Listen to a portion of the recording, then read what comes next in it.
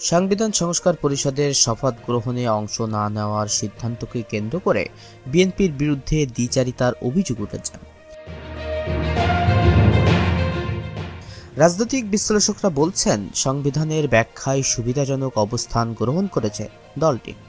একদিকে সংবিধানের দোহাই দিয়ে সংস্কার পরিষদের শপথ এড়ানো হলেও অন্যদিকে সংবিধানগত জটিলতার মধ্যেই অনুষ্ঠিত নির্বাচনে অংশ নিয়ে সংসদ সদস্য হিসেবে শপথ নেওয়া এই অবস্থান নতুন করে সাংবিধানিক ও রাজনৈতিক বিতর্ক উস্কে দিয়েছে। সংবিধান সংস্কার পরিষদের সদস্য হিসেবে শপথ গ্রহণে বিএনপির অনাগ্রহকে কেন্দ্র করে রাজনৈতিক অঙ্গনে তীব্র আলোচনা চলছে। দলটির স্থায়ী কমিটির সদস্য সালাউদ্দিন আহমেদের বক্তব্যের পর বিশ্লেষক ও বিভিন্ন রাজনৈতিক মহল সংবিধানের ব্যাখ্যায় বিএনপির অবস্থান নিয়ে গুরুতর প্রশ্ন তুলেছেন।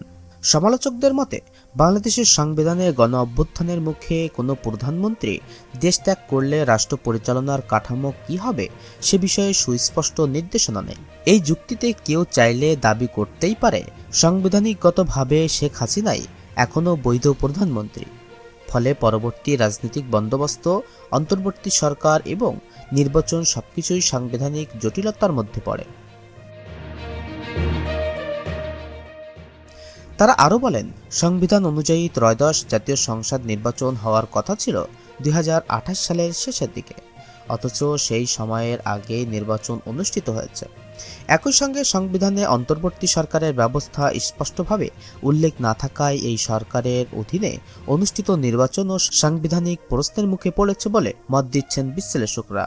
এই প্রেক্ষাপটে প্রশ্ন উঠেছে, যদি সংবিধান সংস্কার পরিষদের সদস্য হিসেবে শপথ নেওয়া অসাংবিধানিক বলা হয়, তবে কোন আইনের ভিত্তিতে বিএনপির সংসদ সদস্যরা শপথ গ্রহণ করলেন? সংবিধানের কঠোর ব্যাখ্যা অনুসরণ করলে সংসদ সদস্য হিসেবে শপথের ক্ষেত্রেও একই প্রশ্ন প্রযোজ্য হওয়ার কথা বলে মনে করছে সংশ্লিষ্ট মহল। রাজনৈতিক পর্যবেক্ষকদের মতে মূলত বিএনপি এখনও জুলাই সনদ ও গণভোটের রায়কে পুরোপুরি স্বীকৃতি দিতে প্রস্তুত নয়। জুলাই আন্দোলনের মাধ্যমে যে সাংবিধানিক সংস্কারের দাবি জনগণের সামনে এসেছে, বিএনপির বর্তমান অবস্থান সেই জনগণকে কার্যত অবমূল্যায়ন করেছে বলেও অভিযোগ উঠছে। তারা বলেন, গণভোটের রায় অনুযায়ী সাংবিধানিক সংস্কার পরিষদ গঠনের মাধ্যমে রাষ্ট্রীয় কাঠামোর মৌলিক সংস্কার নিশ্চিত করাই ছিল জনগণের প্রত্যাশা।